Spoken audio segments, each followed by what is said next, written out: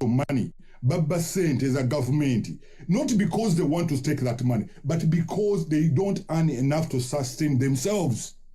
And through sustenance creating a greed. Government is oversight ku budget zaayo tena balondola abalondola bali mu parliament kwambala kusika bunyamasi mai kubeera mu committee tewali abadde alondola seneza government. Yes, you can have the oversight, but ani agenda okulondola kubanga report babadde bazikola luli bakola report bagamba oluguudo lw'egundi baalukoze olw'ennakawuka baalukoze, but in actual sense it has not been done. Even when it's done, it is substandard. Even when it's done, it's substandard. So Balaam ekitonto kyolina okusooka okupressing in your fight of corruption, you have to call for the legislation of the minimum wage. Uganda has to set a minimum wage. Minimum wage is based on research and based on location. Location where you are living should set the minimum wage. Nti omuntu ali mu central region olwokuba expenses ziri waggulu mulimu capital city alina oku earninga a minimum wage ngeri wagguluko ku muntu civil servant ng'akolera ggulu lwaki oweggulu expenditure eri wansi. Housing is low because it's outside the city, is outside the jurisdiction. Akolera ekabaale minimum wage eri wansi because ali mu countryside tasaasaanya nnyo. The other thing the government has to do in the fight of corruption is to build affordable housing for your civil servants. Kubanga kye kintu ekimu ekyasinza okutwala ssente ku bantu aba earninga ssente Uganda, especially those that are working for these institutions. They spend so much money on accommodation. Accommodation is decent in Kampala, around the central region. Right now, it is standing at about 400 to about 500,000. So you tell me, someone is earning 400,000, a policeman. How are they going to stop embezzling money or taking bribes obanga bali involved in corruption? Nga earning emitwalo ana alina abaana basatu. Government temuyambyeko nti oba amasomero temuyambyeko ku housing. How are they going to stop stealing money? They won't stop. That is why the government etagisa think tank, etagisa abantu okugirowooleza. Yetaga abantu abagenzi okugirowooleza. All governments all over the world zirina kibayita think tanks, abantu abalowooleza government. Abantu abalowooleza government as much as you're fighting, because right now what Balaam is doing, Balaam is only fighting the symptoms, the symptoms of corruption. Balaam has not gone to the root cause of the corruption. He's only playing around with symptoms. Anti omulwaddemu asesema simanyi temperature waggulu muweka panado simanyi abadde asesema muteeke ku mukeeka aleme kusesema simanyi ate abadde omunsinge mulumamu gikyusemu boti kati kola ebyo byaliko Balamu byaliko. Balamu byebyo byoliko. Balamu you have to push for the minimum wage. The 12th parliament mwaba MP betwalo lwaki ffe tetwesimbawo ne mutulunda bannange. Ebintu bitwogera ba legislative beno okwogera badda kubiri ba Nambozi wabalabi. Now Nambozi has a point, but nabo balina point yabo aba opposition. They have a point. Naye point tebagenda ku kinyusu nti let us call for the minimum wage. Minimum wage teri muntu ayinza kugiwakanya kabenga wa NRM. Kubanga minimum wage egasa abantu bonna. The least people can have to sustain themselves. Wekabanga nti million wa police gyafuna yenna. Chikendeezaako ku corruption. Chikendeezaako ko. N'okubanga government ezimba kibayita affordable housing ku bakozi baayo beekozesa. Nti kakati nga bw'olaba Ministry of Works yazimba amayumba gaayo. Nti omuntu asula mu nyumba ya Ministry of Works. Kale ayinza okusasula essente olw'okuba akola mu government. Asasula ekitono nti ennyumba ey'ebisenge ebibiri ajja gisasula emitwalo 7. Mitwalo 7 ekyo kigenda kibayita maintaining costs. Maintaining costs nga bonogamba okuyonjaawo okutwala ebisasiro security twala tugende nti they will pay 70,000 out of a million. They have 930,000 to spend. They have more money in the pocket.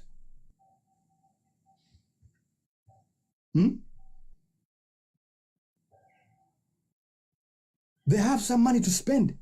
So bibine bitu bitugamba General Muhoozi Kainerugaba. Yes, you're fighting corruption, but you're forgetting you are only looking at the symptoms. Chichechireta corruption. It is because Uganda hasn't got a set minimum wage.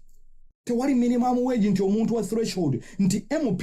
You know, this world is so unfair. But life is very unfair. If you look at what teachers earn, and the teachers beba somesa ba MOP, but teacher beba somesa ba doctor, but teacher beba kati teacher talina ngeri gyasobola kugamba otasomesa baana kubanga oyiriza n'afuna amasomero ana asatu. Teacher yasomesa MOP, yasomesa doctor, ne teacher asinga okusasula sente entono. Can you just imagine that? Teacher ye muntu mu society asinga omugaso. Kubanga teacher yasomesa doctor, teacher yasomesa owamaje, teacher yasomesa MOP, teacher yasomesa lawyer, teacher yasomesa judge, teacher yasomesa omulimi, teacher kugamba teacher buli wamu wali. Naye ate mu society yasinga okusasula sente entono. Can now you tell me, how is this teacher not going to create ghost students okwesustaininga? Amala obudde bungi bwa investing mu baana bammwe.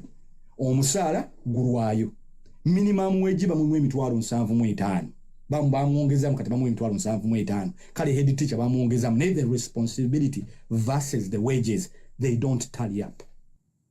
The responsibility versus the wages tebitalinga up. They don't tally up. But numbers are in a point, by the way. Abamu bagamba nalabye abantu bakulembeza argument nti kakati olaba aba opposition kakati ate enguzi bagirwanyisa ne kakati ataba opposition bagamba nti Balaam atakola bubi. No, what we are trying to tell you is this, nti as much as Balaam is doing the right thing, Balaam is only dealing with the symptoms. With the symptoms, the things that have to be done. Why you not take out safeguards? Is it deterring abantu okutwala sente? And by the way, this whole thing of fighting corruption in this current opposition here, NOP, has been banging on about this thing. Mwami Kyagulanyi Ssentamu Robert, Bobi Wine, abadde akyogerako nnyo. If anyone has to have credit for this, has to be Bobi Wine. Because Bobi Wine has been talking about corruption since time memorial. So even credit goes to him because his rhetoric woke up the government. Because this was their playing field. That is why mulutalo n'olwokulwanyisa corruption lusilensinze opposition.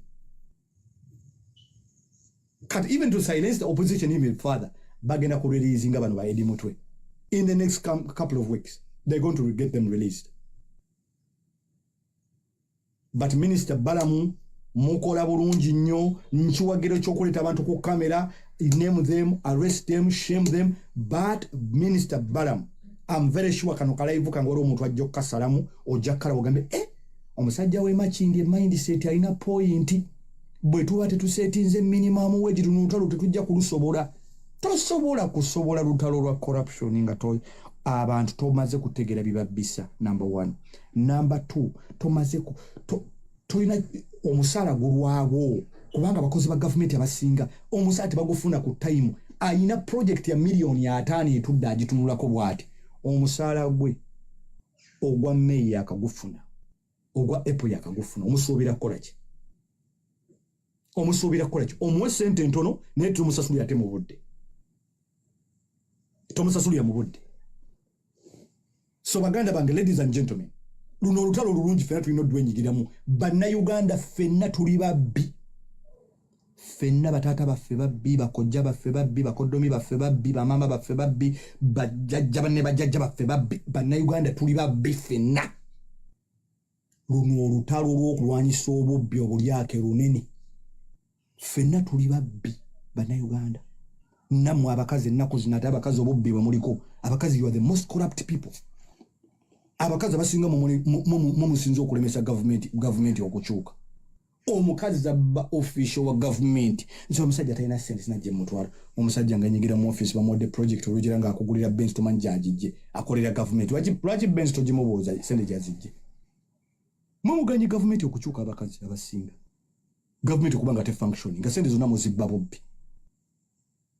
Omuntu akiraba nga joke, but it's the truth.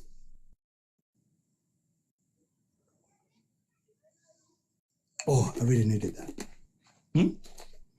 Akatunda kumbadde nkeetaaga. So Balaam nze nkuwagira 100%. But Balaam, the question of the minimum wage has to be answered. You can push for this legislation. Government will win either way. Etya government eyinza okuteekawo minimum wage, government neekola ki negamba ngenda bateekera ku peyi okumbajjako omusolo wano nja bajjako 25% ku million emu as a minimum wage all across the board. Government erina essente ezisobola okuzimbira abakozi baayo amayumba. Kitegeeza omukozi wo alina akasente katereka muntu olina akasente katono kogenda omukyajinga okumusuza kasente kaluwa ogenda kumukyajinga. So for example nti alina wasula ozimba ennyumba ya government nti ennyumba ya government yes agisulemu alina contract oba ya myaka 10 nti yes nti oluvannyuma lw'emyaka 5 ennyumba ayinza ogigula wabanga alina essente zigigula. N'omugamba nti ennyumba ya bisenge 2 bisenge 3 okolera Kampala ojja kuba otusasula emitwalo 7,000 70,000. Bino bye twogera ebintu ebimu biringa ebyekikubi eddalu naye olwokuba tuli mu nsi ezaakula. Ensi zino zaakula to the point nti byonna Africa byeri mu kuyitamu challenge ensi zino zabiyitamu. Kizibu nnyo okuŋŋaanya abayeekeramu zino ensi kubanga obusajja buno bwasooka ne bwe bayeekera bayitanga ba Robin Hood ba Christopher Columbus abo bonna baali bayeekera. Naye gavumenti zino zaatuula ne zigamba abantu kiva ku ki abantu okuyeekera gavumenti kiva ku ki? Omuntu omwavu omuntu ali desperate muzibu akufuga nti omuntu wa bulijjo ebintu ebiri basic katubimuwe byebiriwa. Tumuwe eddwaliro, tumuwe amasomero, tumuwe entambula, emmere tugiteekeko ekkomo essente ze balina okukyajinga emmere. Ebintu ebyo bina bye bikyasinza okufuga obulamu. Omuntu waasula, omuntu kyalya, omuntu gy'asomera n'omuntu gye bamujjanjabira. Ebintu bina gavumenti nez'abazungu zaatanga tumanyi tugenda kuteekawo enkola ng'omuntu citizen asobola okusula ssente entono oyo ali mu kye bayita social housing. Omuntu citizen owa wansi asobola okugenda mu ddwaliro ne bamujjanjaba gye bayita national health service. Omuntu wa bulijjo kakati basically bakola kye bayita smart dictatorship nti baakuwa ebintu mu basic mu bulamu ebya bulijjo naye ng'ate ebintu ebyo bisasulira indirectly through what? Through taxing you, through taxation.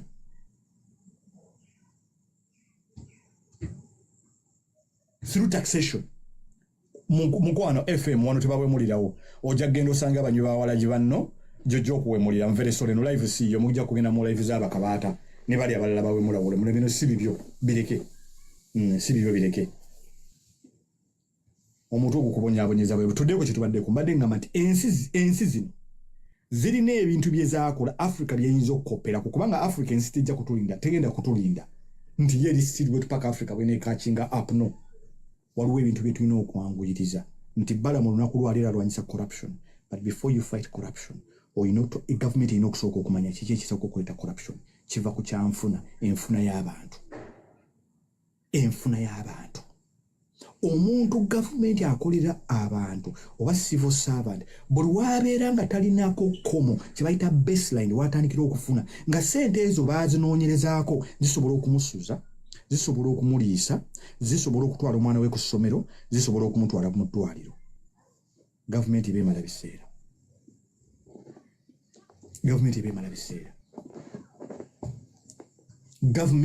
biseera ng'okusenera amazzi mu kisero.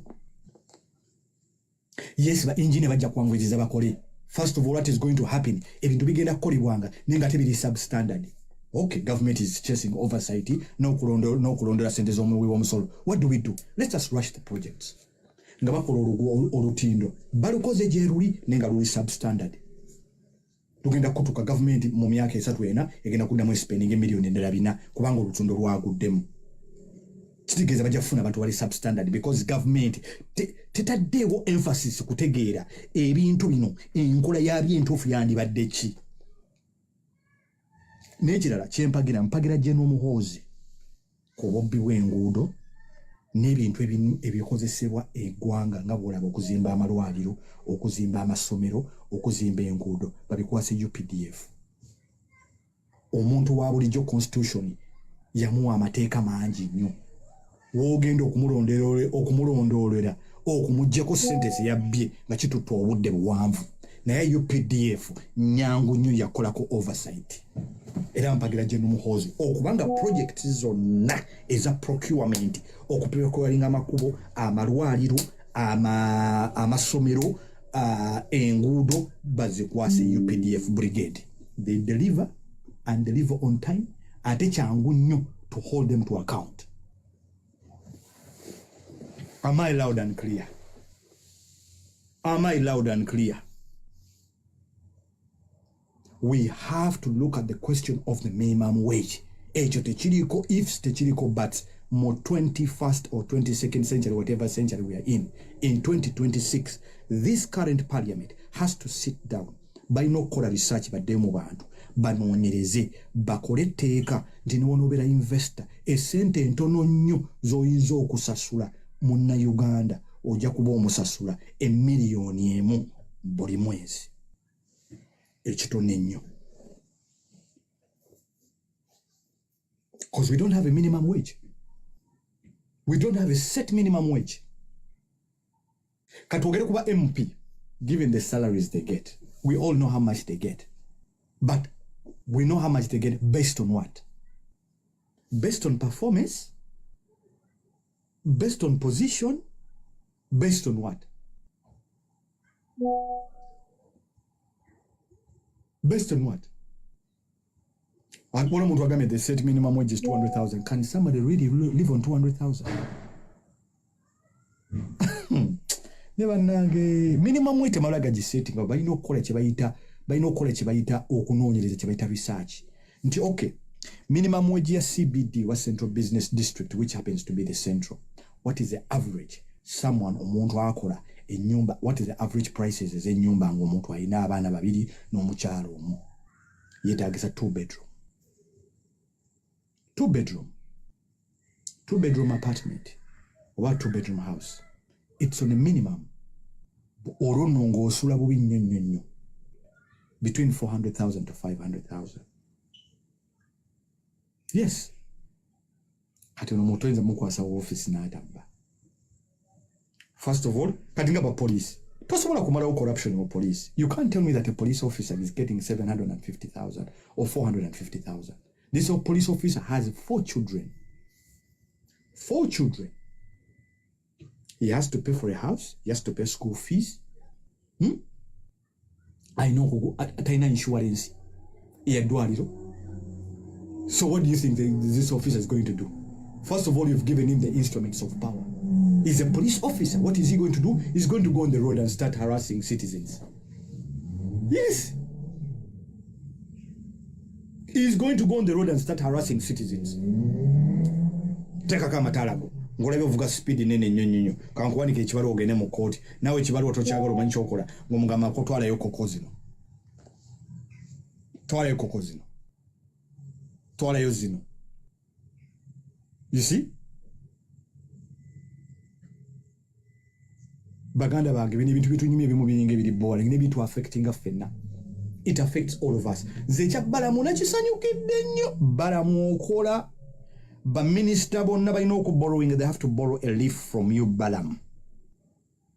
Ba minister in fact wabalabisizza ne bali omunsi olaba iruli yasituse n'agenda mu ddwaliro embalala bali omunsi yatuuse mu ddwaliro. Omanyi abasajja babadde babeera mu office, omuntu obeera ne ssente ng'olina power ng'otula mu office toyinza kumanya nti waliwo omuntu atwala omulwadde we ne yeebaka mu korido, abantu nga bali awo beebase mu korido, bano abalwadde amabwabwe waliwo amabwa. Bannange ng'oyagala okuwulira amabwanga gawunya genda mu ddwaliro bagiyita kiruddu.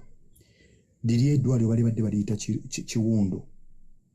Kiwundu hospital. Amabwa gawunya mu ddwaliro.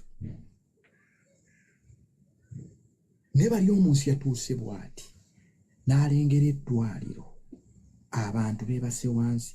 Waliwo Balaam gye yatuuseeyo, badde Balaam omugobera akalwaliro gye yatuuseeyo ng'abazze okulabirira abalwadde n'abalwadde abamu basoze bweru. So these people are being totally disconnected with the population. Bano baminisita basinga babadde totally disconnected with the population or with the reality. They have been sleeping there for over 40 years. Twala, Alex. Have you even been in existence for 40 years, Alex? tonabana kuweza miaka 3 boko bine bibozi abantu bibanyumye wano ensi is in tatters. The country has to be put in order, and who is going to put it in order? It is the citizens. Ensi bantu ngwe nangi. It is nobody's responsibility. It is all our responsibility. Ensi teri konti bano bana Uganda nyo bano basina na Uganda na obuvunanyizibwa bwaffe ffenna kyovula bankugambye bana Uganda ffenna tuli babbi naye obubbi ekitubutuleetera abatukulembera batwerabira abatukulembera tebataddeko attention to detail okulondoola ebintu balina okukola babadde beebase kyovula President Museveni yagambye this kisanja no sleep. Yes, bana Uganda bonna basinga babbi tuli babbi batata baffe babbi bakojja baffe babbi bana Uganda bonna babbi omuntu bamuwaka office neyefuula abantu bali bwe bagala funa ID we baleta kintu kidogo omuntu avudde embalalo musana gumwokyeza ali kunira atudde munna Uganda munne namugamba leta kintu kidogo munna Uganda ffenna tuli babbi bana Uganda tuli babbi bana Uganda ffenna tuli babbi bana Uganda ffenna tuli babbi batata baffe babbi bamama baffe babbi bajjajja baffe babbi naffe tuli babbi abaana kwegaba buli muntu mubbi Uganda ffenna tuli babbi bana Uganda tewejjaamu kubanga omuntu azibba wali mu office n'akutwala ku date ku kacaayi ng'ava kuzibba azibbye ne baziriisiza kubona muli babbi ffenna tuli babbi Uganda bantu bonna babbi nobeera ku kyeyo olina omuwooleza omuntu akasente simanya abeeko bintu byakola amatafaali n'agula amatafaali mutumi emitwalo 4 natuusa emitwalo 2 bonna tuli babbi abantu ne babeera ku byeyo tebasobola kukola bizinesi Uganda naganze banna Uganda bannemesa nzaali wano ero bannange nze nagamba bizinesi ze Uganda sizisobola bizinesi ze Uganda tozisobola bakubba otikka container namba omuntu n'agamba tagenda kubbamu yadde entebe emu ne agenda kubba container yonna ffenna tuli babbi bana Uganda kyovola batuka mu office ne bakubagana Balaam yatuse mu office oli bamubuuza baregistarinze ba doctor 5 mulimu ba doctor 2 oli n'akola ba ghost children ba ghost students 15 naye ensonga nzikuwadde government ya disconnecting with the reality y'abantu abantu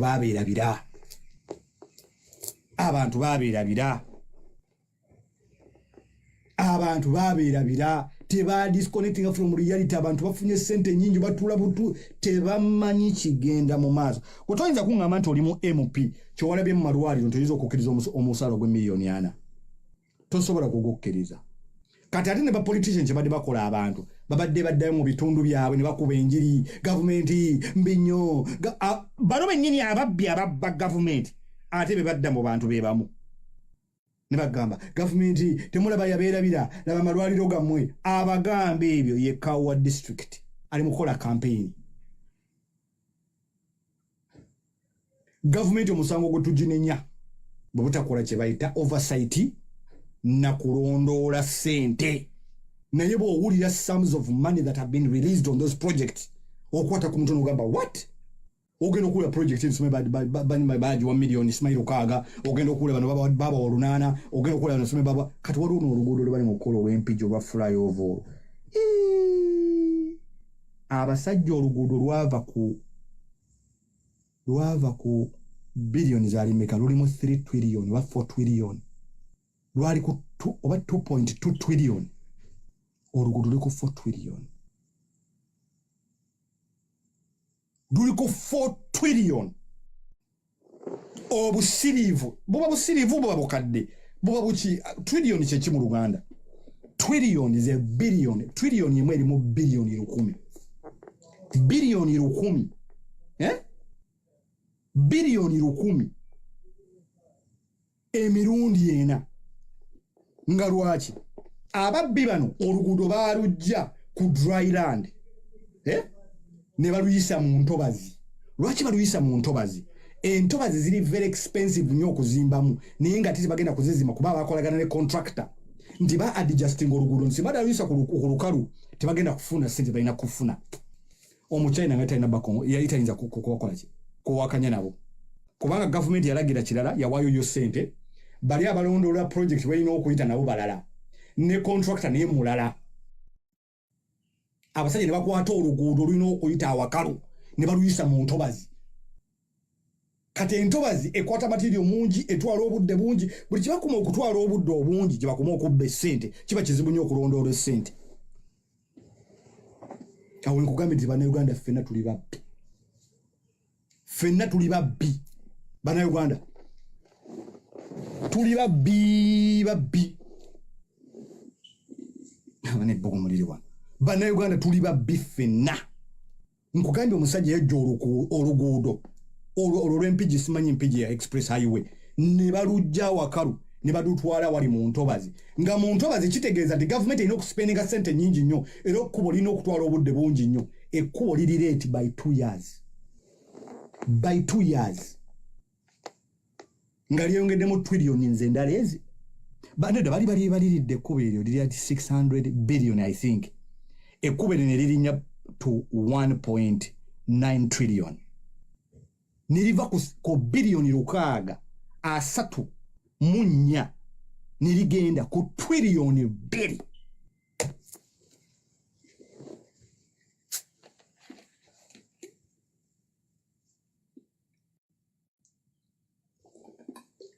ffenna tuli babbi bannayuganda kyova olaba nti munnayuganda olw'okuba tuli babbi ffenna batandise okukayana nga Balaam lwaki okozesa kamera Balaam lwaki okozesa kamera ate bw'abaana batabikoza tabikoledde ku kamera mu Balaam baamuleeta talina bye yakola kati kabibalage naye nga Balaam era naawe nkugambye Balaam bw'onooba gavumenti togitadde ku nninga gy'olimu gy'okolera n'obagamba bannange mukulu General MK n'aba PLU tugenda kuleeta private members bill ey'okuteekawo ey'okuwagika essente ey'okulambika essente omuntu azaasembayo okufuna essente entono nti omuntu munnayuganda anaasembayo okufuna essente entono ajja kufuna nga 1 million Ugandan shilling kye bayita minimum wage byonna by'okola ogenda okuba ng'okolera bwereere.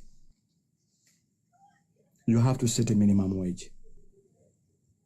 A minimum wage a sensible minimum wage has to be set. Government in okuzimba kibaita affordable housing for its civil servants. Lwaki? They will have more money. The houses are cheaper to live in. They will have more money in their pockets. This is not rocket science. You can try it with other systems. How do they do it? Muyinza okozesa ekyokulabirako ng'ekyabungereza. Yes, it's 1,000 years of democracy and so on. It's a very old country, but there's so much you can learn from them. Nti council yakola ki okugezaako okuteekawo ebintu ebyayo kubanga through building these housings, affordable housing, mugenda creating emirimu. You need people to maintain those houses. Yes. You need people to run council services. So you're killing so many birds with one stone. You put up the affordable housing. There's people who work on those housing. Those are jobs. Those houses are creating more taxes. Chibaita council tax. Kitegeeza nti councils oba ebitundu bijja kuba birina ebintu bye bijjamu ssente newankubadde ntonotono naye nga ssente ezo ziri concurrent zitambula from month to month rolling forward, whereby the local government does not need to depend so much on the central government coffers to sustain its projects.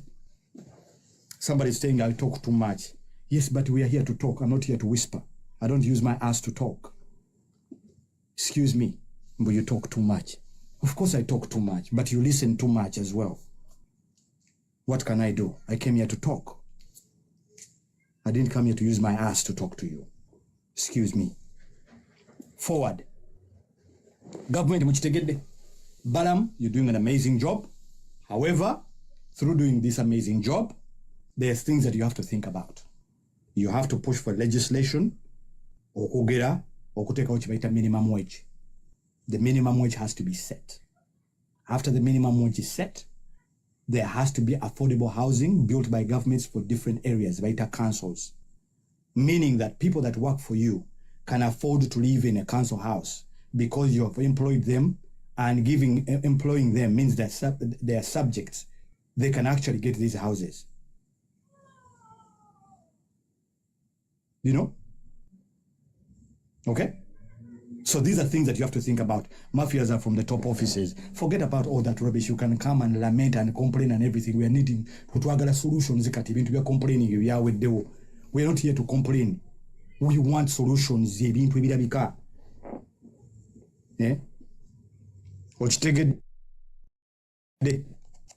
It's not for everyone, but at least some people will pick up one or two things. I will excuse me, so it is what it is. I think I've said what I had to say. Balaam, however, you're doing an amazing job. Namere, amazing job. Carry on. I hope other ministers as well borrow a leaf from you. Balaam, I know you're going to create a lot of enemies. You're going to create a lot of enemies. And the other thing, Balaam, I'll probably advise you. You hold like a social media talk where you engage citizens on a monthly basis. You put on your live, engage with the public, and talk to people from different areas and find out things that probably you're not even aware of because you're a minister who is hands-on. But to me, I think if, having said what I've said, Balaam or in engage way shaping them, I will not be shocked if you're leading this country one day. I will not be shocked because I've seen you from a music promoter. I have seen you shaping yourself. I have seen you mastering and, you doing what you are doing, how you're very humble around your masters. Nengamba, omusajja ono yategeera omuzannyo gwa power. Omusajja yategeera omuzannyo gwa power. Balaam, humble yourself. Never underestimate your master. Conceal your intentions. When Balaam went, 48 laws of power. Always conceal your intentions. Be humble. Never underestimate your master. Yes, Balaam, I will be shocked. But now Uganda is going to know the Mohos. Amazmaga Katona, President in Balaam. Balaam, your president. Somebody will say to you, to me that probably this guy has lost his mind. But I'm telling you, we could be looking at a president in the making before we know it, the man, and who will argue with it? He's a man, he was a minister, he was given an office, he's executed it well, he's executed his duties well. The more he does what he does, ayongera okugula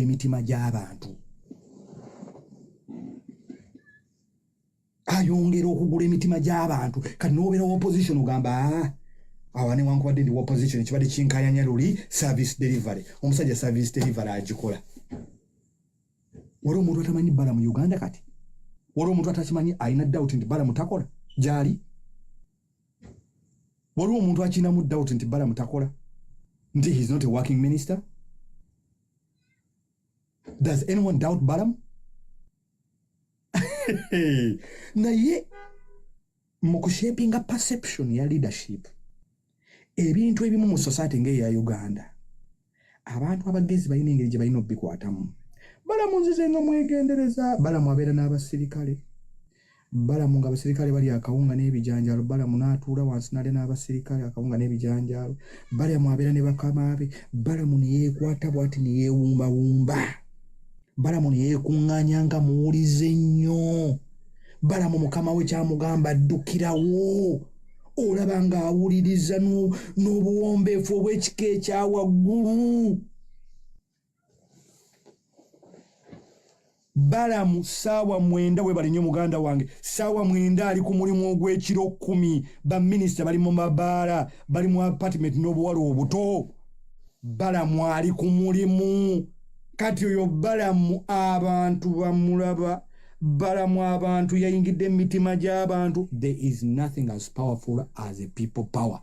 Nga abantu nga wayingidde amaanyi go nga gayingidde mu maanyi g'abantu negedde fusing nga bwegati. Okimanyi nti Balaam ba politician bonna abasi bonna ba opposition bonna yabakutte n'aba diffusing n'abajja mu fuse.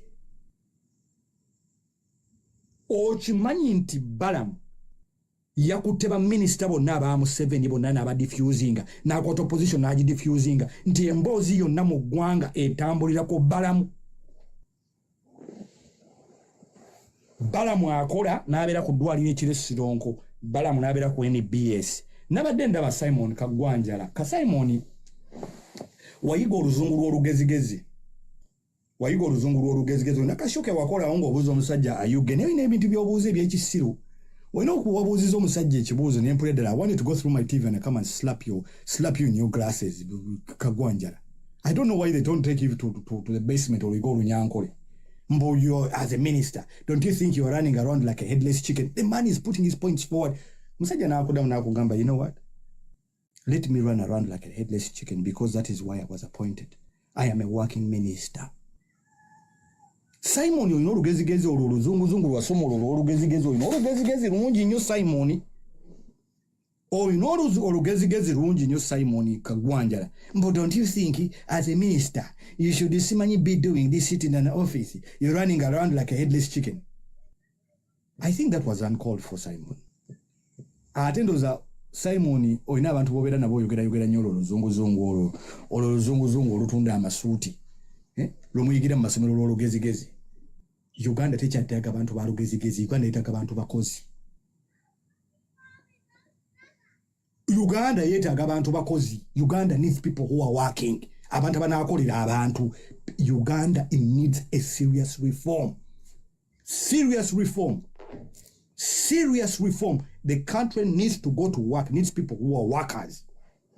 That is why embozi yonna nkugambye etambulira ku Balaam. Ba MOP bali mu kunyumya ku Balaam, ba opposition bali ku kunyumya ku Balaam, ba minister banyumya ku Balaam, executive banyumya ku Balaam. Omanyi lwaki? Because it was unheard of a minister being a foot soldier. But I hope President Museveni is not going to misuse Balaam like he misused Jennifer Musisi. Omanyi President Museveni ayina olusasa salungi. I hope he's not going to misuse Balaam like he misused Jennifer Musisi. Jennifer Musisi yali mu Kampala bamulukwago ne balwanyisa Jennifer Musisi. Nenga amazima ga Katonda Jennifer Musisi byonna byali akola byali biyamba kibuga kutereeza kibuga. Balwanyisa Jennifer Musisi ne bamukuba ku ttaka. Couple of years down the line, Ugandans are calling for Jennifer Musisi to come back. Nenakugambye Balaam muteekeko nnyo amaaso. They are shaping Balaam for leadership. Balaam is being shaped for leadership. First of all, Balaam is a civilian. Balaam ava ku street. Balaam asomyemu. Balaam amanya abantu, muntu w'abantu. Balaam muntu ali very composed. Obwongo bwa Balaam, personality ye, ne bw'aba ayogera n'abantu ababbye ssente omulaba ebiseera byonna baafunyiza emikono bw'ati, awuliriza nnyo okusinga okwogera. Weegenderezanga nnyo omuntu bw'atyo, awuliriza ennyo ate ng'ali mu position of power okusinga okwogera. Balaam ali very composed. Balaam ali very humble eri bakama be. Yeah? Balaam muteekeko nnyo amaaso. Balaam mumuteekeko nnyo amaaso. Muyinza okuba mugoba muhoozi kuba next president. Wallahi nga Balaam ye president wa Uganda. In the making. Who of you can dispute that? That Balaam can't be a president. Already he has been given a position as a minister. Mulundi gwa kubiri. Babadde mu ministry y'abavubuka abadde akola atuukirira abantu. Kati bamuwadde local government programs zonna ez'ebitundu kwe zitambulira. Balaam is executing his duties. I think it is very active. He's on the job. Ali hands on. Balaam abadde mu kupromotinga ebivvulu ng'ali mu MK na biki mwabadde. Balaam atuula n'ab'amagye ne balya emmere. Ekyo bakiyita shaping perception.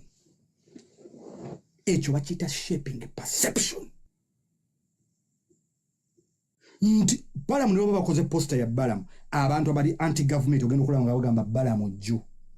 Tetwagala kuwulira bintu byonna birala, tuli ku Balaam gwe tuliko.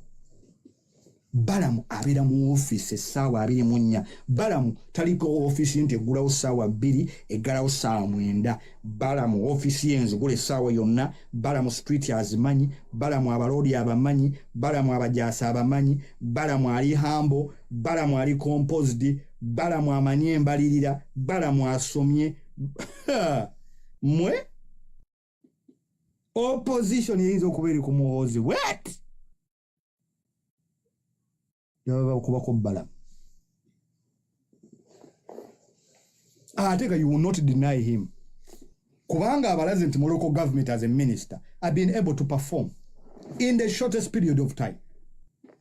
In the shortest period of time, he has been able to execute and uncover a lot of money that has been gone missing. He has shown Ugandans that the money has always been going to these places, but it's the execution, no kurondora, no oversight. Because we've had ministers sitting mu SC babera webati, nebazimbe muto nobasanga mugundi, musauna bali mu bali mukulia muogo n'ebigere. Balaam ebyo byonna yabivudde kodda. Balaam tatula mu sauna na bawala batoko ebikamasuuka na kulia muogo nga mulimu mulokoni. Atakikola Balaam. Balaam saa mwendo gw'ekiro ali sironko. Sironko. 3 o'clock in the morning. Kati mu bwongo bw'omuntu wa bulijjo. Omuntu wa bulijjo ng'alaba minisita ku kitiibwa kye. Ng'amulaba saa mwendo gw'ekiro ali mu kukola. Omuntu yekuba mu kifaanaga olaba minisita wa gavumenti azze mu ddwaliro ku ssaawa zino. Olaba minisita wa gavumenti azze ku ssaawa zino. Tulina okusituka. Kati Balaam akoreatinze panic mu bitongole byonna bya gavumenti. Why? Ne baminisita era obalaba ojja kubalaba. Gundi wamulabyani walabye Barugahara yayingidde mu ddwaliro saa 8 ogw'ekiro. Baminisita badde babikola batula butuuze eri ne ba MP ojja kubalaba nga baddayo mu bantu. Kubanga obukulembeze bwe buto kye butegeeza. Obukulembeze bannannyini bo be bantu be baffe ffe bakama baabali. Kati ojja kulaba nga ne ba MP bakola clinics ez'okwengaginga ne ba constituency baayo. Bagamba wayi kibulamu bannange eggwanga tuligambe ki bannange kino bannange kiri. Muhammad Nsereko yateekawo wano ekintu ky'okwogera n'abantu. Abantu bagamba MP simanyi TikTok. Badde Muhammad Nsereko alina ekintu kye yasiga abantu abasinga tebakitegeera. Ali kumpi nnyo n'abantu. Ali kumpi n'abantu. Kati Balaam media houses zonna kamera. Boli kintu kyonna kamera. Saawa 9 gwakiro alina engeri gy'akolamu ebintu olutuuka ne batunda ne basimanyi basiika muwogo simanyi asanze wa business simanyi emboga z'omusajja zisiranire ku kkubo mumuleetere breakdown ekkubo lino libadde ki lwaki toilet eri bweti lwaki lino kiri bwekiti. Bagamba olaba abantu mu district 29 district ziri busy. Why? Because balina okukola omulimu ogwo bali mu kugukola. Bali mu kugukola. Naye mbagambye mumuteekeko nnyo amaaso Balaam. Teeka amaaso ku Balaam. Balaam ayinza okukkakkana nga pulezidenti wa Uganda before you know it. Balaam yakutte opposition n'agisiba emimwa n'agitunga emimwa. Kati opposition terina kyesobola kugamba bantu kubanga opposition ebadde eri mu kuzanyiranga mu corruption yawe emboozi we badde etambulira awo. Kati kyasobola gamba bantu nti amalwaliro bajja kugamba minisita gyali amalwaliro twamulabye ali malwaliro. Tokyagamba bantu mbu ate enguudo mbi bajja kugamba minisita tumulabye enguudo bali mu kuzikola. Tokyagamba nti mu sente za gavumenti bazibbira mu bakozi bakulabye abakozi babo babakutte babataddeko empingo. Kati abantu baba bakyabagamba ki? Olaba omusajja watuukiriza kiri Museveni kyayogera nti by 2026 ngenda kubanga ng'agundi njimaze opposition. Olaba omusajja Museveni azanya politics. Olaba Museveni bwatuukiriza kiri ate laba Museveni watusiba kantuntuntu n'atusiba mutabani we. N'amala otusiba mutabani we. Abantu abasulu bagateeka ku mutabani wa Museveni ng'ate alina balina omulala goba grooming eri. Nze I believe Balaam is on a very bigger agenda. Nze ebintu sibirabira ku surface. Ate ebintu ebimu Katonda yabikola nga biri nakyo. Kiringa bukubi bwa bifaananyi. Kati Balaam ye muntu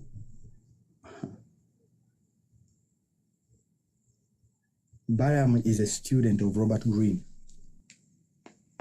Is a student of Robert Greene.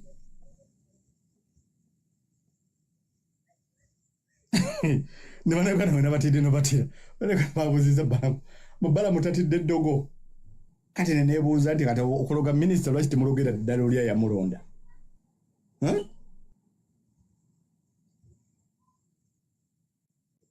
Baganda bange ndowooza ebyange bikomye wano okujja ng'olwo omuntu alina kyagala okwongerako. Nze ebyange bikomye wano badde wano 1 hour and 20 minutes. Salam for presidents. The 48 laws of power. Absolutely. Conceal your intentions. Never underestimate your master. Omusajja ali mu kuzannyira mu 48 laws of power. Bannayuganda ebintu ebisinga about power tebabitegeera. Olina ebintu byolina okukola okushapinga perception nga kibayita concealing your intentions. Waliwo kati mu Uganda batamanyi Balaam. Njagala ombuuze Uganda engeri gye bapagezinzeemu Balaam. Waliwo en Uganda gye batamanyi Balaam. Promoter turned minister again, and very effective. Laba kiri mu Western Uganda, ba engineers babadde for the first time in the history of Uganda. Bazzi ne bagenda mu press conference ne bagamba Minister Balaam tebamwetaaga eno, simanyi abalemesiza enkola yaabwe ejja kukola emirimu, simanyi biki. Ekyo waliwo kirabyewa nga ba engineers beekozeemu omulimu bakoze press conference, waliwo kirabyewa. Waliwo kirabye ddi. Balaam awookutte taata tota. Naye Balaam londoola era teekawo etteeka. Nze sinnakutegeera, toyinza kuntegeera. Omutwe gwo gulowooleza wansi. Ebintu bitwogera binene nnyo for computer yo ntono nnyo ku bintu bitwogera. Byenjogera. Tojja kuntegeera.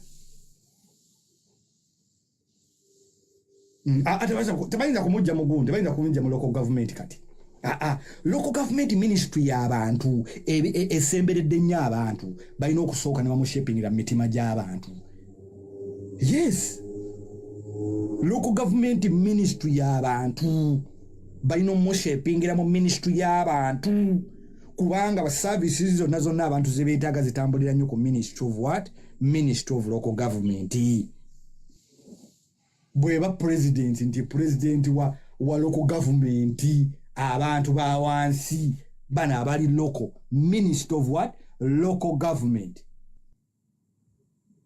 Minister of local government ng'ate akola.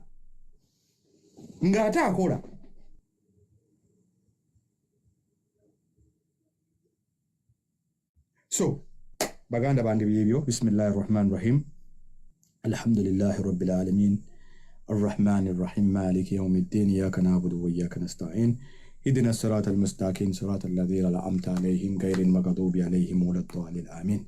Mulinnya lya Katonda w'ekisa ekingi, tumwebaza olunaku lwaleero kubanga tuli balamu, tumwebaza olw'okubanga asobodde otuwa emmere yaffe eya leero, asobodde okubanga amaaso gaffe gakyalaba n'obwongo nga bukyalowooza.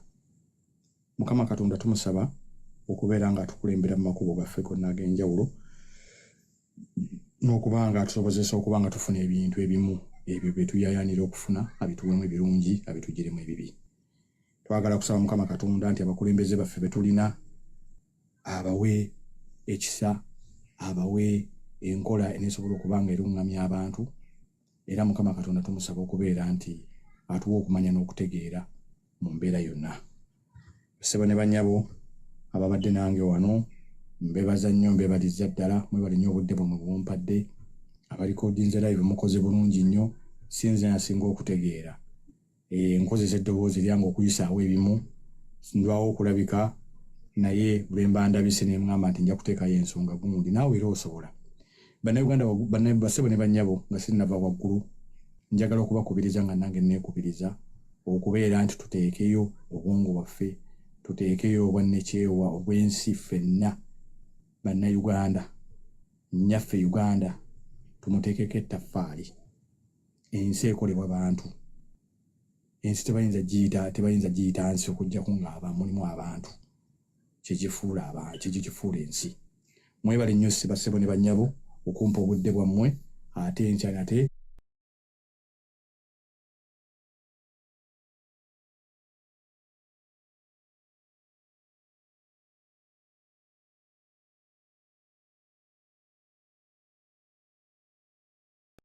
I know. Sorry. Yell at me. Tell me all about myself.